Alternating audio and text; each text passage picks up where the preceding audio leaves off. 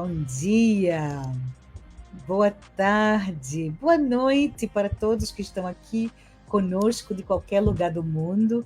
Estamos hoje imensamente felizes de estar aqui junto com a nossa convidada especial, doutora Thaís Moriyama.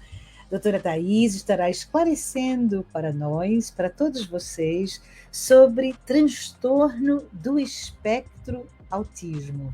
Aproveitamos esse momento de introdução para lembrar um pouco sobre o nosso centro que se chama Solitude Center for Spiritual Living. Oficialmente abriu suas portas apenas há um mês atrás, em abril.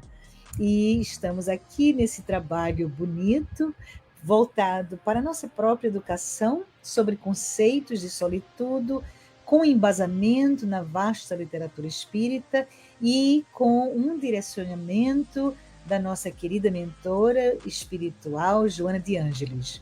Somos centro voltado a um trabalho totalmente virtual, com equipe fundadora espalhado pelo mundo afora. Alemanha, Brasil, China, Estados Unidos e todos aqueles que estão querendo se unir a nós, por favor, sejam bem-vindos. Convidamos a todos vocês a enviar suas vibrações de paz nessa jornada de amor. Nesse momento, estamos felizes de convidar a doutora Thaís para falar. E antes dela iniciar, queria apenas dar umas breves palavras, né, profissionalmente. A doutora Thaís Moriyama é natural da capital paulista, ela reside em Campinas, em São Paulo, Brasil. Doutora Thaís Silveira Moriyama é médica, psiquiatra, ela se especializa na área da infância e adolescência, é espírita desde o nascimento, participa do Instituto Bairral de Itapira e ela é responsável pelo serviço de psiquiatria infantil. Então, é com imensa alegria que convido a doutora Thaís para falar.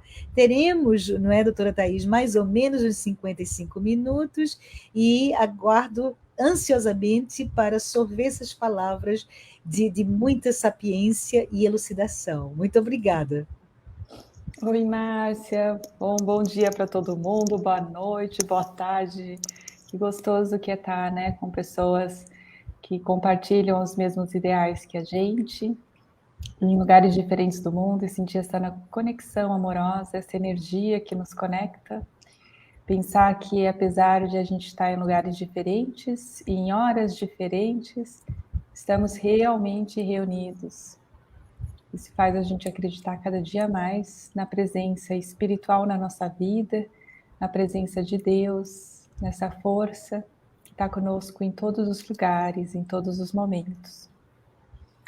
Hoje a gente vai falar de um assunto que para alguns pode ser muito doloroso, porque quando a gente fala em transtornos do espectro do autismo, a gente está falando de quadros muito diversos, de vidas muito diversas, de pessoas muito diversas.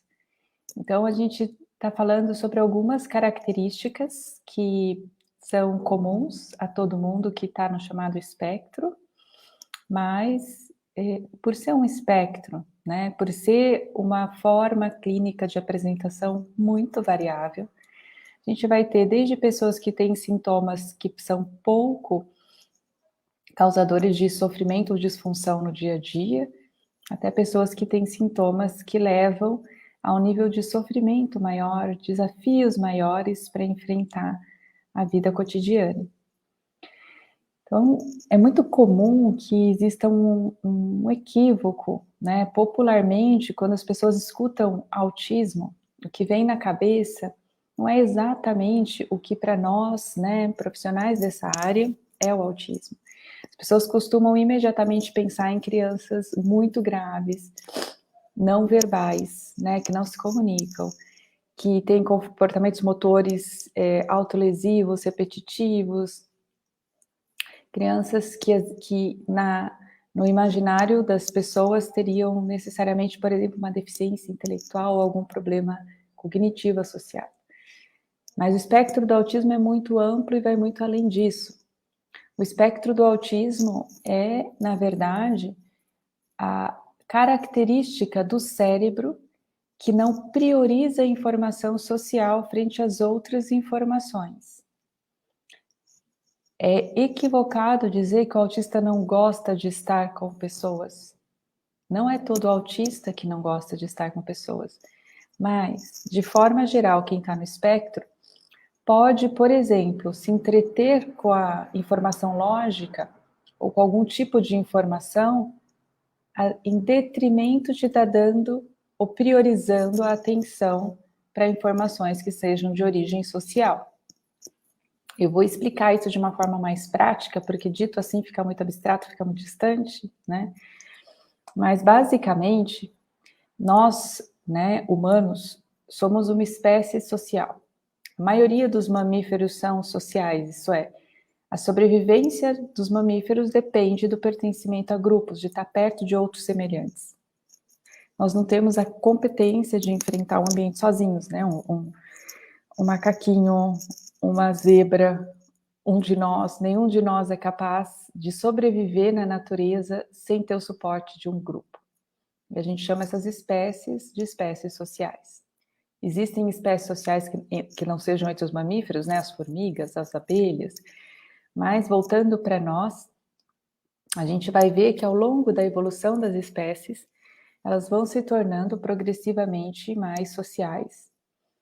Elas vão descobrindo essa grande vantagem da força do coletivo. Quando nós vivemos em colônia, é possível enfrentar a natureza de uma forma organizada. Isso permite que a gente possa realizar coisas maiores do que quando isolados, como indivíduos.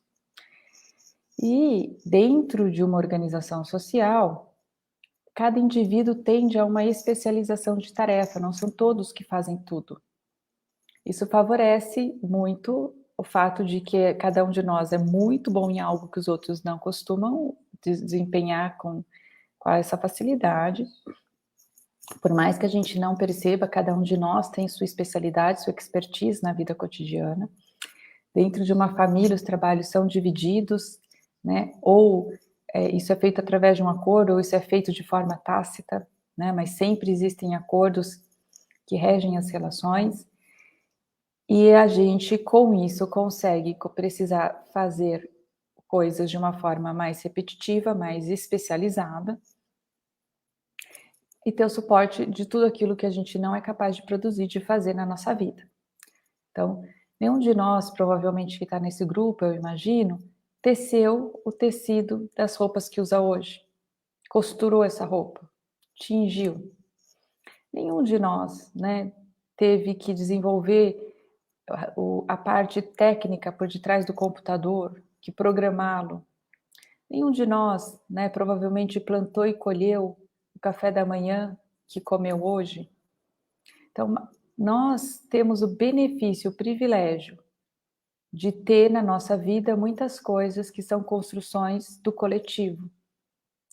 E a gente tem códigos para poder intermediar as comunicações e regulamentar as relações.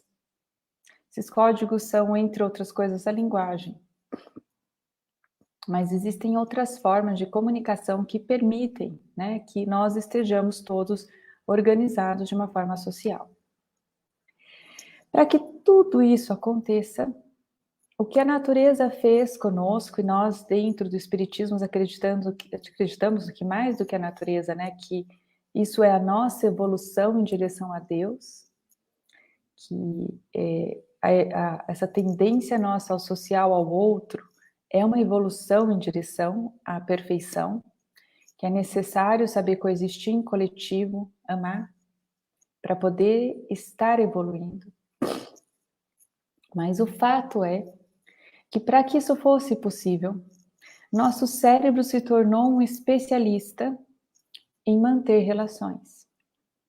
E nós costumamos, na nossa espécie, a espécie humana, já nascer com uma inclinação muito grande para ter uma grande atenção aos outros semelhantes a nós, aos seres humanos, a monitorar as pessoas continuamente, a preferir estar monitorando pessoas, olhando para pessoas, tentando entender as pessoas, do que tentando entender e monitorar todo o resto do mundo, e a abrir mão continuamente de interesses, ideias, pensamentos, impulsos individuais em favor do coletivo.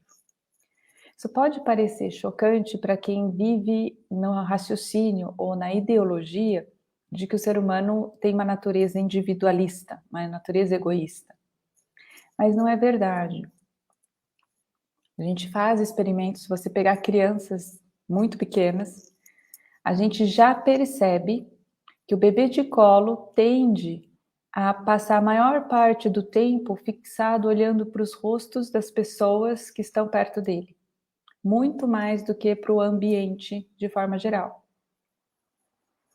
Conforme a criança cresce, isso vai ficando cada vez mais claro.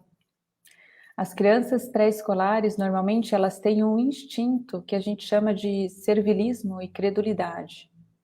A criança pequena, ela, sem se questionar, acredita nas pessoas, nas outras pessoas, e faz o que os outros pedem. A criança vai, ao longo do desenvolvimento, romper com esse estímulo e começar a questionar as figuras de autoridade. E a gente, né, que é adulto nesse ponto, vai falar, olha, tá me desrespeitando, olha só. Mas não, é natural e é importante para desenvolver-se o senso de autonomia que eu questione. A forma como eu questiono, normalmente já tem um pouco das minhas habilidades de conversação, de adequação a um contexto mais amplo social, e também de aprendizado, né? O que eu já aprendi até esse ponto sobre como questionar as pessoas. Mas questionar vem depois para o cérebro humano. Questionar é algo que a gente faz com esforço, sendo que o nosso natural é acreditar que o que a maioria faz é o correto de se fazer. Pode pensar no seu dia a dia. Você vai numa festa e está todo mundo vestido de forma muito, muito, muito sofisticada, elegante. Você olha para você, você foi com uma roupa esportiva. Você vai se sentir constrangido ou mal. Pode até ser que a festa era uma festa esportiva e você acertou o traje e todo mundo errou. Você vai se sentir mal se você não estiver fazendo exatamente o que a maioria das pessoas está fazendo. Isso é um instinto do cérebro humano, é um instinto social, que a gente chama de normatividade. Nosso cérebro busca por igualdade com pares. Nosso cérebro nos cobra quando a gente não atinge uma média de igualdade com pares. A gente costuma, crianças, falar que são tão competitivas, não são normativas. As crianças sofrem se não atingir aquilo que elas veem que a maioria atinge. E elas querem se destacar frente às figuras de autoridade. Outro instinto social, outro sinal do cérebro que está sempre querendo pertencer e ter prestígio.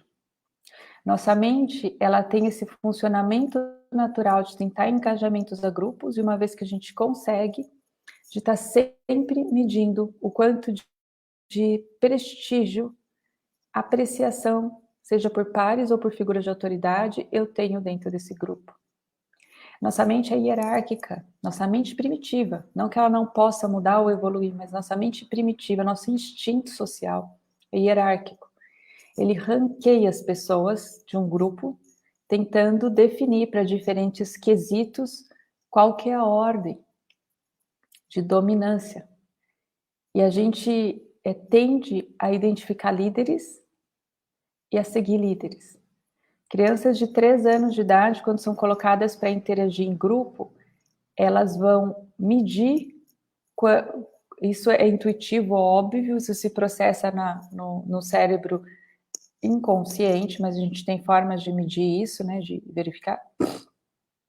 Mas elas avaliam quem é mais imitado e quem imita mais. E prontamente elas percebem que aquele que está sendo imitado pelos outros é o líder, para ela imitar também. Então, estou falando um pouco sobre o cérebro social humano para explicar que a gente tem, todo mundo, uma tendência a nascer com esses instintos. Na minha concepção como espírita, eu acredito que o cérebro social é um instinto que nos impulsiona a descobrir o amor, mas ele ainda não é o amor. Ele ainda não é esse sentimento elevado que faz com que a gente delibere por fazer sacrifícios pessoais, abrir mão de ideias, abrir mão de conforto, abrir mão de coisas importantes para nós pelo outro. Ele ainda não é, necessariamente aquilo que faz com que a alegria do outro signifique profundamente para o nosso coração a ponto de nos motivar como a nossa própria alegria. Ele ainda não é a capacidade empática plena, aquela que faz com que a dor do outro nos toque profundamente. Mas ele facilita com que a gente descubra todas essas coisas. Se a gente for pensar como espíritas, o espírito recebe da vida um corpo. E esse corpo, às vezes, reproduz as características do espírito e, às vezes, é uma imposição ao espírito, seja como provação, seja como expiação. Então, nós estamos aprendendo no corpo em que nós estamos e a mente não é diferente. Muitas vezes nós vamos nascer, talvez, com um cérebro com esses instintos exaltados para favorecer o nosso engajamento, nosso aprendizado do servilismo, por exemplo. O que é chamado pela psiquiatria de fobia social é uma tendência a estar excessivamente preocupado com o julgamento do coletivo. Pessoas se perguntam o tempo todo o que estão pensando sobre mim, o que vão me achar ridículo, vão me achar burro. E por conta dessas preocupações exageradas, existe uma tendência à timidez. Isso é uma provação, é um sofrimento que provavelmente muitos se identificam quando escutam eu falar, porque em certa instância todo mundo tem isso. Essa preocupação com o julgamento, a crítica social, é na natureza humana, é do cérebro humano. A gente às vezes fala, não, eu não me importo porque os outros pensam. Eu diria para vocês que é muito raro quem não se importe, e a maioria das pessoas que não se importa com o que os outros pensam são pessoas que não são irreverentes, elas são frias. Nós nos importamos com o que os outros pensam. Isso nos causa uma dor. Voltando para a história do transtorno do espectro do autismo. Transtorno do espectro do autismo é simplesmente uma condição em que esses instintos sociais estão atenuados. Não quer dizer que a pessoa é má, não quer dizer que a pessoa não quer se conectar num nível mais sofisticado, num nível mais racional, mas ela não tem esse arcabouço instintivo para naturalmente espelhar o outro, procurar a média de como os outros fazem, fazer igual, tá monitorando o tempo todo as pessoas para tentar entender como elas são, o que elas pensam e imitá-las. O cérebro do espectro do autismo tem que aprender ou se esforçar para poder acionar a outra pessoa. A natureza da pessoa do espectro do autismo é priorizar outras coisas que não a informação social. A natureza do cérebro típico humano é priorizar a informação social. Então, por exemplo, quando a gente está diante de um problema no dia a dia,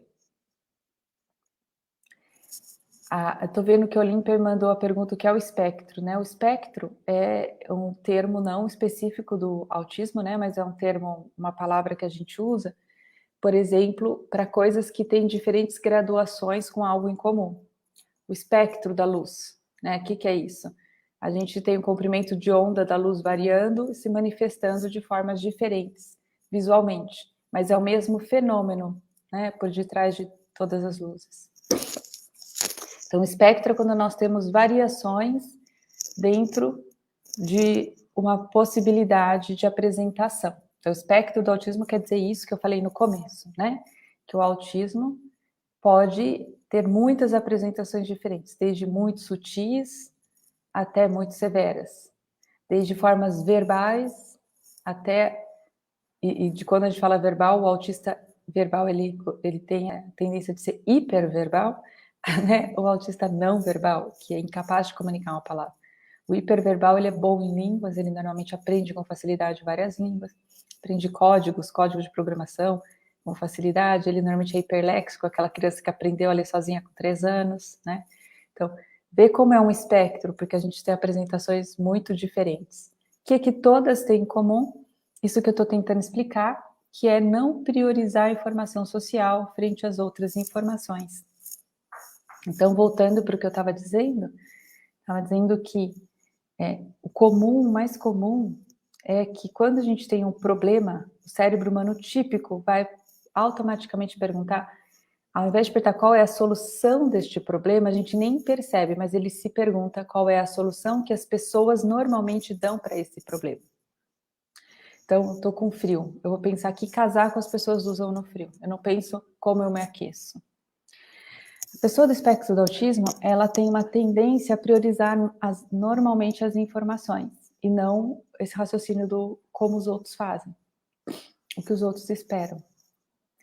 Isso, se por um lado traz muitas dificuldades no convívio diário, por outro traz algumas vantagens em termos de inovação. Quase sempre nas áreas que demandam muita inovação, como são as artes, como é a tecnologia, a gente costuma ver muitas pessoas do espectro do autismo. Existem estudos mostrando que em algumas empresas de tecnologia da informação no Vale do Silício, 90% dos trabalhadores chegam a preencher critérios para estar no espectro do autismo. Não é raro, né? Se a gente for olhar o Elon Musk, né, se declara autista, o Bill Gates se declara autista. O que quer dizer isso? Isso quer dizer que a mente dessas pessoas, normalmente, não pensou o que os outros vão pensar, como os outros vão reagir, né? Você pega uma pessoa peculiar como Elon Musk, colocou o nome no filho dele de algo muito diferente, eu nem sei reproduzir, né? Mas um som impronunciável. As pessoas olham, ele está querendo aparecer, ele está querendo ser diferente em tudo. Eu acho que ele não está realmente se importando com o que as pessoas estão julgando do comportamento dele. Quer dizer que a pessoa é ruim? Não quer dizer. A pessoa do espectro do autismo, ela pode optar por uma conduta extremamente ética. Inclusive, eu falo eles, mas eu acho, ainda não falei para vocês, né? Mas me consideram uma pessoa do espectro do autismo, então eu posso dizer nós. As pessoas do espectro do autismo têm uma grande tendência a seguir regras, a gostar de seguir regras, a ter grande facilidade com o seguimento de regras. Isso tudo mostra para a gente, na minha opinião, que estar no espectro do autismo pode ser a opção de alguns espíritos, que ao vir para a Terra não querem estar submetidos a esse instinto de reprodução, porque precisam fazer algo, deixar algo à humanidade, que requer muita inovação. É claro que os transtornos do espectro do autismo, algumas vezes, são uma provação maior do que outras. Quando esse rebaixamento do instinto social, porque ele pode acontecer em graus, né? Então, não é tudo ou nada, ou eu sou super sociável, ou eu sou zero sociável, né? É pelo contrário, ele tem graus. Nos graus muito severos, quando você tem muito pouco orientação social ou instinto social, a pessoa é tão autocentrada que realmente ela chega a não parecer não enxergar as outras pessoas. Ela dá exatamente a mesma importância para os objetos e para as pessoas. Ela não gosta, às vezes, de estar em aproximação com outros. Ela foge, ela se esquiva.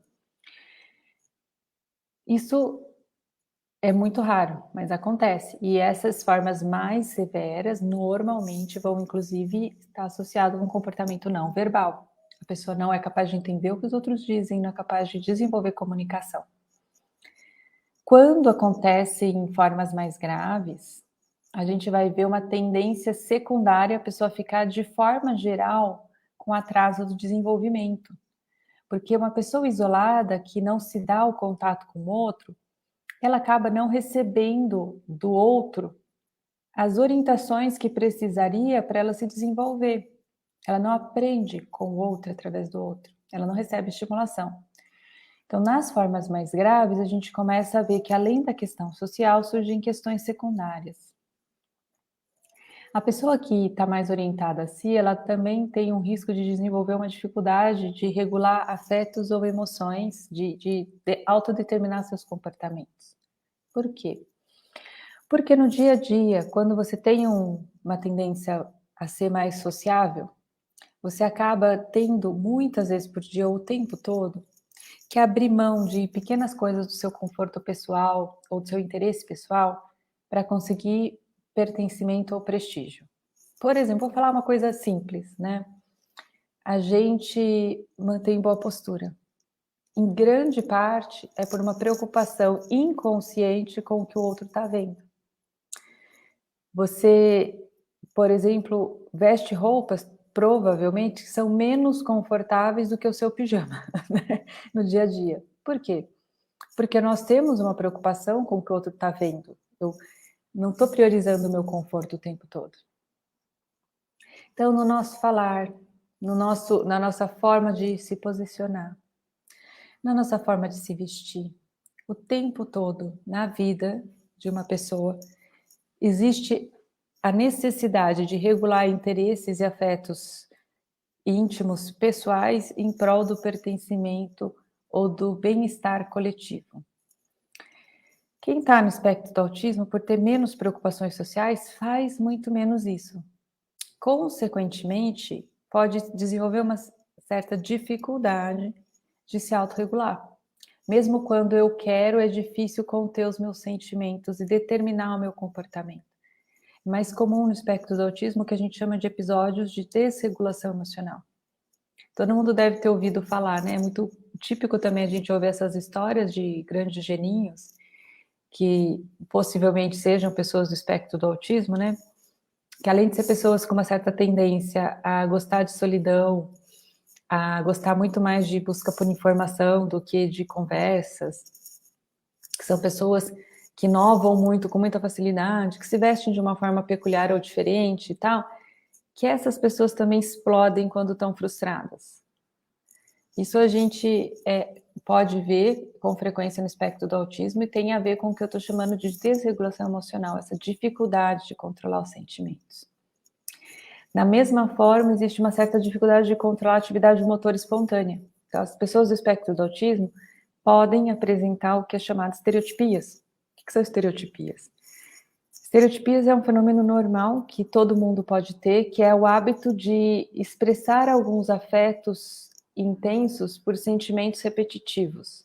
Expressar com o corpo afetos. Por exemplo, quando a gente está nervoso, a gente anda de um lado para o outro, ou a gente aperta repetidas vezes uma mão contra a outra. Ou então, quando você está eufórico, você balança os braços, né?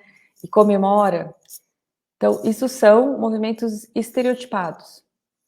Só que, regularmente, a mente típica só faz isso com quando a gente está com sentimentos muito intensos. Pessoas do espectro do autismo podem usar movimentos repetitivos para regular emoções mais básicas, mais cotidianas. Então, as crianças do espectro do autismo, por exemplo, quando estão entediadas, podem caminhar de um lado para o outro para se autoestimular. Ou quando elas estão frustradas, elas podem se balançar para regular essa emoção de frustração. As pessoas do espectro do autismo, então, assim, não é que elas têm algo muito diferente do que o que, de forma geral, o cérebro humano tem. Não. Elas têm uma tendência maior a certas coisas que já estão presentes, de forma geral, na vida das pessoas mesmo. Mas a pessoa do espectro do autismo, ela tem aquilo com mais intensidade. Então, eu falei um pouco sobre o que é estar no espectro do autismo, sobre quais são as principais características, né, que é essa não priorização do outro. Veja que isso é diferente de não gostar do outro ou não querer estar com o outro. Não priorizar o pertencimento ou prestígio não é desejar o mal, não é querer que as pessoas ser irreverente ao sofrimento, não. Muitas pessoas do espectro do autismo preferem estar em solitude, preferem ter um espaço individual mais preservado, ter bastante tempo do dia em que elas estão sozinhas, mas se elas souberem do sofrimento do outro e da necessidade da presença delas, elas estarão lá. Outras pessoas não, elas já têm uma dificuldade maior desse estar com o outro, que chega a ser aversivo. É também comum, existe uma dificuldade em entender o que o outro está vendo, pensando, né? E essa dificuldade se traduz por não ser muito capaz de se colocar no referencial do outro. Por exemplo, mesmo essa questão de algumas vezes as pessoas do espectro do autismo fazem coisas em público que são constrangedoras para a maioria das pessoas, né? Elas fazem porque não estão atentas. O que o outro está vendo, o que ele está pensando, qual que é o julgamento. É como se fosse o contrário daquilo que eu chamei de fobia social, que é a preocupação exagerada com o julgamento, o escrutínio social. No espectro do autismo existe um certo esforço, e precisa existir esforço para eu lembrar que eu preciso mentalizar o que o outro está vendo em mim. Então, são exemplos para a gente pensar que, algumas vezes, no nosso dia a dia, a gente cruza com pessoas que podem parecer um pouco desagradáveis. Elas fazem coisas que nos causam desconforto. Muitas vezes, essa pessoa só tem uma capacidade menor de se colocar no seu referencial. Seja porque naquele momento, por exemplo, ela está sofrendo. Quando nós estamos possuídos por sentimentos muito intensos, esses sentimentos atrapalham a gente de estar olhando para fora. A gente fica olhando para dentro, para o nosso sentimento. Então, todo mundo se torna um pouquinho autista quando está sofrendo muito, se torna um pouco mais autocentrado.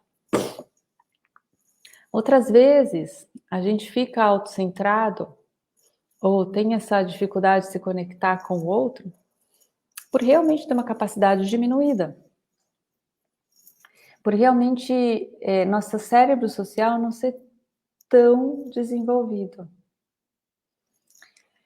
Quem está no espectro costuma ter essa dificuldade importante de se ver através do olho do outro. A propriocepção, propriocepção é um termo técnico que a gente usa para percepção do próprio, para como eu me percebo. Também costuma estar alterada no espectro do autismo. A pessoa do espectro do autismo, às vezes, não tem tanta consciência de como o outro está vendo ela, e esse espelhamento ajuda muito na consciência do eu.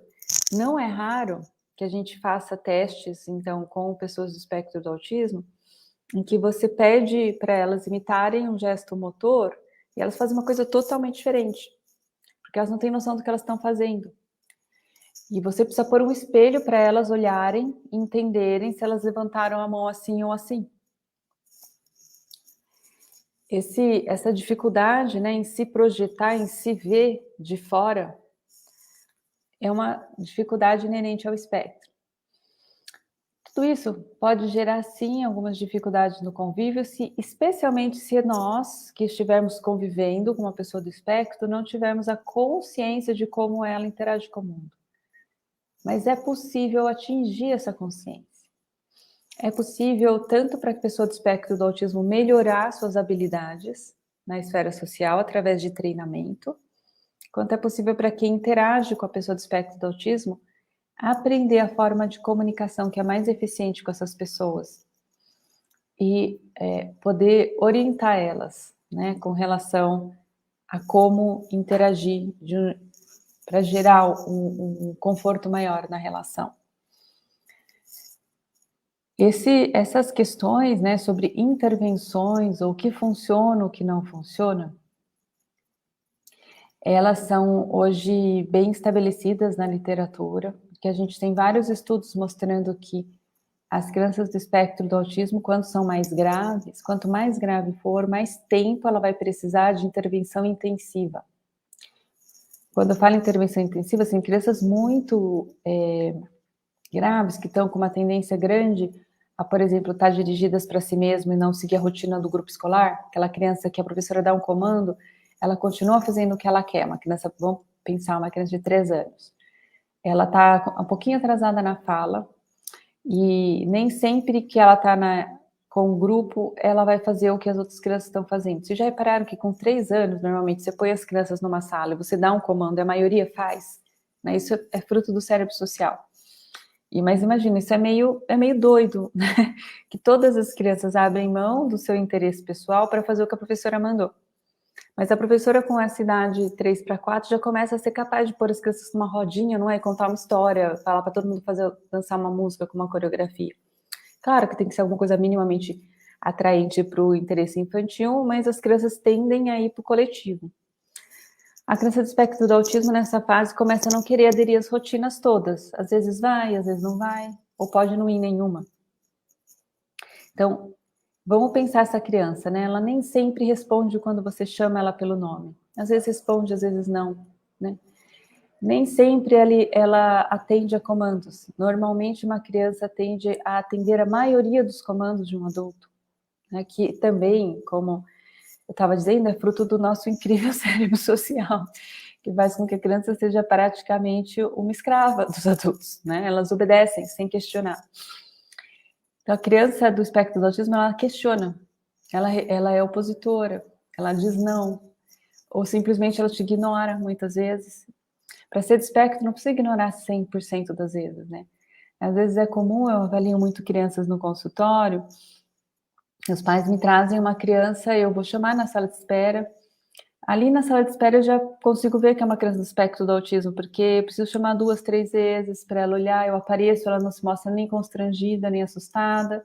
Se eu tiver um objeto de interesse na minha mão, mesmo não me conhecendo, a criança se aproxima, por exemplo, isso é um sinal de falta de noção de risco social, que tem a ver com ter um cérebro social menos ativo, né? Eu vejo os pais falam algumas vezes com a criança para a criança olhar para eles, e aí os pais vão dar comandos, às vezes a criança segue, às vezes não. Então ali eu já vi que a criança é do espectro do autismo. Mas é muito comum que daí os pais vão falar para você, olha, eu acho que ela não é, vamos supor, a escola mandou a gente vir aqui porque acha que ela está no espectro do autismo, mas eu acho que ela não está. Porque olha só, ela gosta do meu carinho, ela olha nos meus olhos, ela gosta dos amiguinhos. Veja quanto de desinformação sobre autismo nessa simples frase. A pessoa acredita que todo mundo que é do espectro do autismo nunca olha nos olhos, não gosta de carinho e não tem amiguinhos. E como a gente está falando, é um espectro. E mais do que um espectro, a pessoa do espectro do autismo, ela só não prioriza sempre isso. Então, às vezes ela te responde, às vezes ela te ignora, às vezes ela brinca com o amiguinho, às vezes ela não brinca. Claro que quem é mais grave nunca brinca, nunca olha, sempre te ignora, mas isso é um caso mais grave. Nas formas, em outros níveis de gradação, pode ser só uma resposta inconsistente ao outro, que a gente chama, não precisa necessariamente ser uma completa esquiva ou um total ignorar do outro. Então, a criança do espectro do autismo, que ela tem menos instinto social do que a criança típica, mas não é que ela não tem instintos sociais. Tanto é que as crianças do espectro do autismo que têm um desenvolvimento melhor, quase sempre elas têm muita tristeza por não conseguir pertencimento a grupos. Elas sofrem muito na adolescência, a maioria. Sonham entre amigos. E é muito até comovente acompanhar, porque ao mesmo tempo ela quer, só que ela não sabe abrir mão das suas coisas peculiares para gerar essa sensação para o outro de que o outro é amado, de que o outro foi visto, tem sido compreendido. Por exemplo, a pessoa pode tender a ser muito objetiva. Você pergunta uma coisa para ela, ela responde com toda sinceridade. A pessoa do espectro do autismo. Ela não tem essa malícia, essa manha de como eu manipulo o outro, como eu manipulo a opinião do outro, como eu faço o outro se sentir melhor na minha presença. Nesse sentido, são mais puras, são mais verdadeiras e são mais confiáveis. Você pode confiar no que eles dizem, porque não existe o verniz social. Eu considero que estar no espectro do autismo, especialmente nas facetas mais leves, é uma bênção. E não só uma bênção, porque te liberta de estar o tempo todo preocupado com julgamento e escrutínio, né? É uma bênção porque o que você atinge em termos de generosidade ao outro é um esforço pessoal. É uma oportunidade de treino para o espírito em termos de desenvolvimento da competência do amor muito maior. É diferente de ter uma pressão natural por agradar.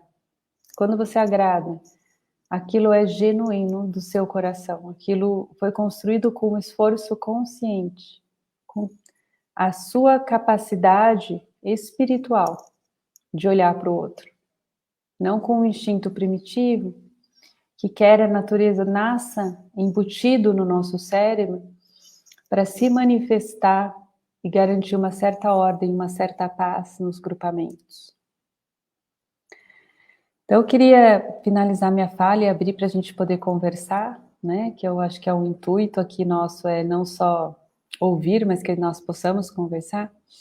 Queria finalizar dizendo que, apesar de ser, para alguns que têm formas mais graves, uma história de muita dor, a gente tem que lembrar da importância do autismo para a evolução da humanidade, a importância do autismo para o aprendizado do espírito, a importância do autismo para que muitas missões sejam cumpridas de forma adequada na Terra. Como tudo que é entregue a nós por Deus, também essas formas do espectro do autismo, na minha opinião, mesmo quando são mais graves e causam maiores perturbações, elas são bênçãos de alguma forma, porque a gente aprende com tudo isso, a gente desenvolve muitas capacidades e competências que não seria possível sem ter algumas características no espectro do autismo. Bom, acho que era isso que eu tinha para falar. Não sei como vocês querem conduzir essa parte da gente poder começar uma conversa. Nós estamos extremamente agradecidas pela tua discussão. Inclusive, já recebi 2 pedidos. A doutora Thais poderia fazer isso em inglês, ou o segundo foi como é que a gente pode fazer uma dublagem ou né, fazer alguma coisa dentro desse trabalho teu para que as pessoas tenham acesso. Fica aí o desafio para o futuro. Mas, diga, doutora Thais. Vou falar que, como uma pessoa legítima do espectro do autismo, eu não me importaria de falar inglês, mesmo não sendo o melhor dos ingleses, porque me falta o constrangimento. Então, a gente conversa para o futuro próximo, tá bom? Bom, a gente tem 2 perguntas, e aí eu vou começar com a primeira. A Patrícia Toledo, ela está enviando essa pergunta lá da Alemanha, e ela pergunta assim, com referência, a gente sabe, ao Divaldo Franco, né? O grande médium Divaldo Franco, e ela diz assim, Divaldo Franco disse uma vez que os autistas seriam um ser humano em estágio mais avançado de evolução, pois não tem a maldade em si, não carrega o ódio, a vingança ou culpa como resposta aos seus estímulos. O que você acha disso? Acho muito interessante. O Divaldo, né, tem, nos últimos anos, acho que falado um pouco mais sobre o autismo, e até por conta de uma parceria, né, que ele desenvolveu com um trabalhador dessa causa. Eu acredito que em muitos casos é verdade. Eu não diria uma evolução, mas eu diria que possivelmente alguns espíritos muito evoluídos peçam para nascer nessa condição por conta de, ao não ter esse instinto social, é mais fácil você entregar certas missões para a humanidade, é mais fácil você trabalhar, como eu estava falando, né, nessas áreas de inovação, sem estar se perguntando tanto o que o outro quer, pensa ou gosta. Gênios da matemática, da física, com frequência nós vemos, tem um traço no espectro. A gente vê a Greta, né, militante, aquela jovem militante das causas ecológicas, uma menina no espectro do autismo, mas certamente com ideais humanitários iluminadíssimos. Então a gente vê isso em alguns espíritos de muita luz. E por outro lado, eu também acho que é um espectro. A gente vê, por exemplo, para alguns espíritos que encarnam como autistas, talvez estejam o fazendo por ter uma questão espiritual, né? Por exemplo, terem estado no mundo espiritual muitos anos em isolamento. O ódio, às vezes, nos torna presos em nós mesmos. E a gente sabe da literatura espírita que o estado de alienação no mundo espiritual, de quando você fica preso em sentimentos odiosos, te faz insensível ao outro. Né? Quantas vezes na literatura espírita a gente não vê espíritos em sofrimento que estão numa região muito densa e vão em socorro, anjos de luz, tentar tocá-lo e eles não enxergam, porque eles estão presos nos próprios sentimentos ou pensamentos.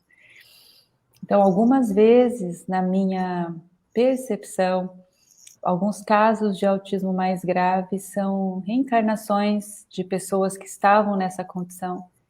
E se a gente for pensar dessa forma, por mais que seja uma doação das mães, dos pais, né, receber o espírito nessa condição, uma doação amorosa para tirar de um estado ainda pior, para ir aos pouquinhos contribuindo com o despertar, uma volta do espírito, a conexão com o outro. Eu acredito que tem muitas diferentes funções, né, do espectro do autismo.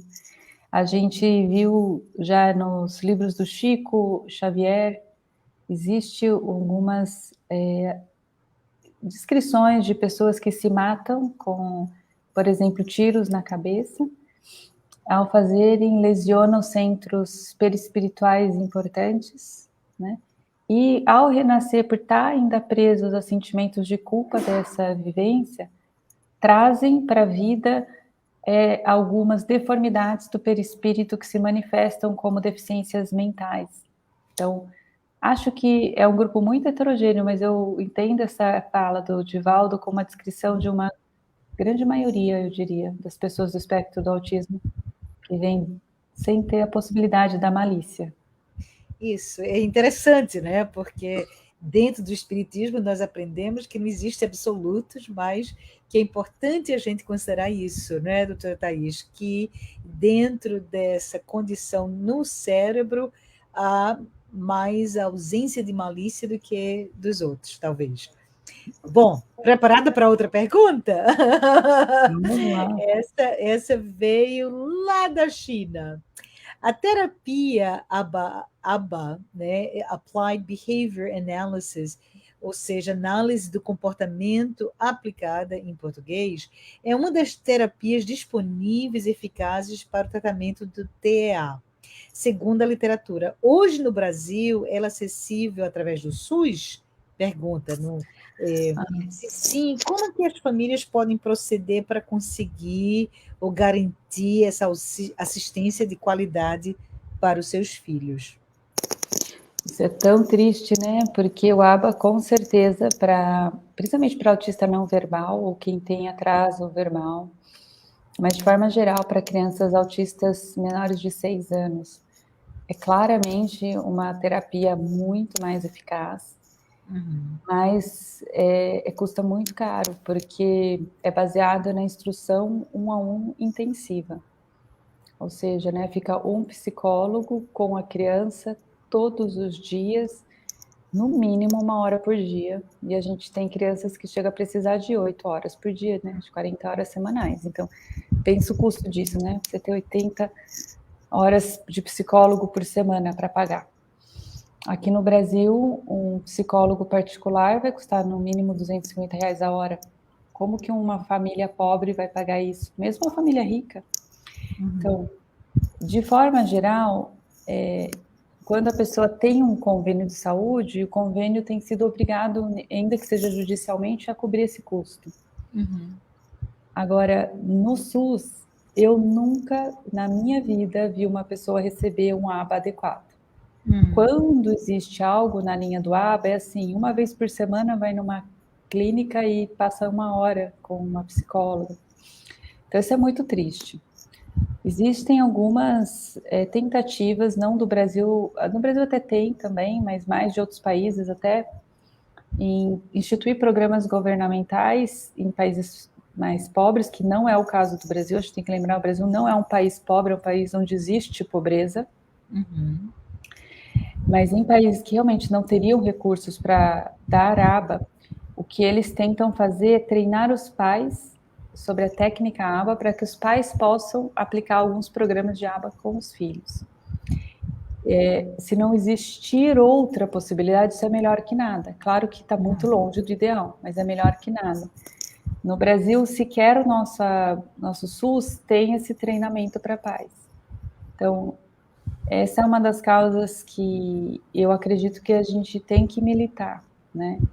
Eu recentemente fui convidada a uma conversa, uma roda de conversa com políticos. Eu normalmente não tenho um envolvimento com política e tudo isso, mas eu me sinto obrigada a ir. E aí quando me perguntaram que assunto você quer levar, eu quero levar esse assunto, eu quero saber o que vai ser feito em termos de intervenção precoce para crianças do espectro do autismo. Mas, enfim, são vozes que, por enquanto, ainda ecoam no vazio, né? Não tem... É uma preocupação muito de quem é ligado com essa causa. Mas está crescendo. Vamos torcer, né? Que logo se concretize como uma realidade.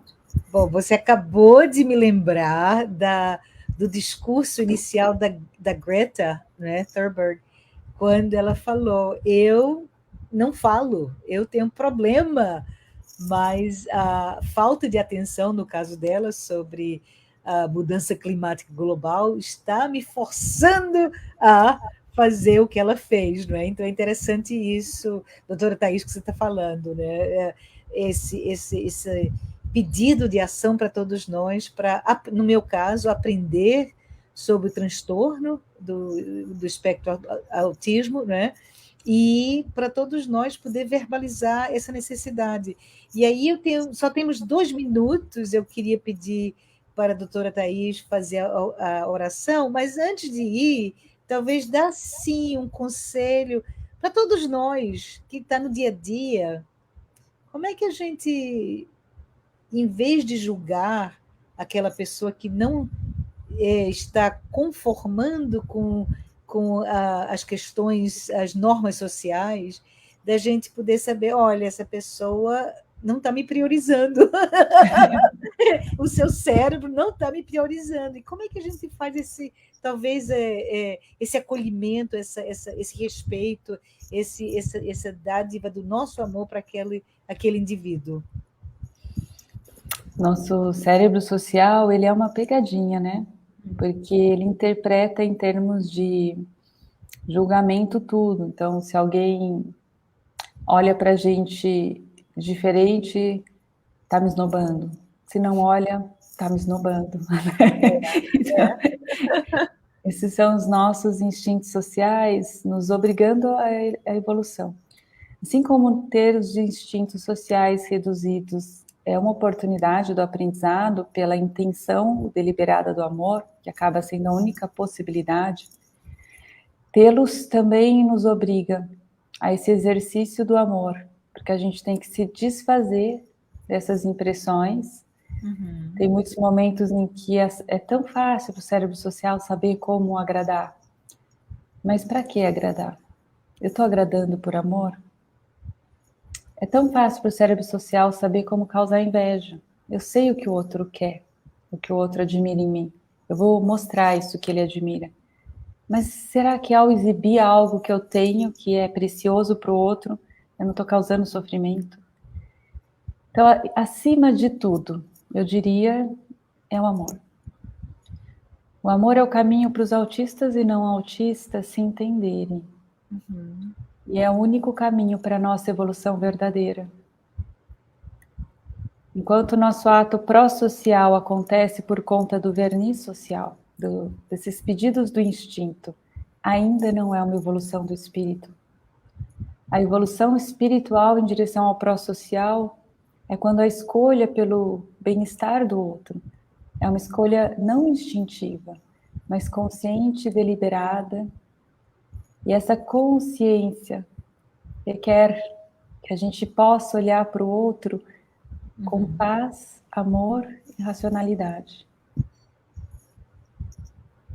Muito obrigada. Doutora Thais, faz uma oração bem rapidinha para a gente encerrar. Muito obrigada. Vamos lá. Agradecendo a Deus que nos colocou em conexão, pedindo a Ele que os sentimentos amorosos que transitam entre nós nesse dia nos alimente, que Ele permita que esses nossos laços iniciais se fortaleçam e frutifiquem. Que com a bênção de Deus possamos passar um final de semana de alegria e amor, contribuindo sempre para um futuro melhor para nós, para a Terra, para a humanidade. Que assim seja. Que assim seja. Muito obrigada a todos que estiveram aqui conosco e até mais. Até logo. Até mais.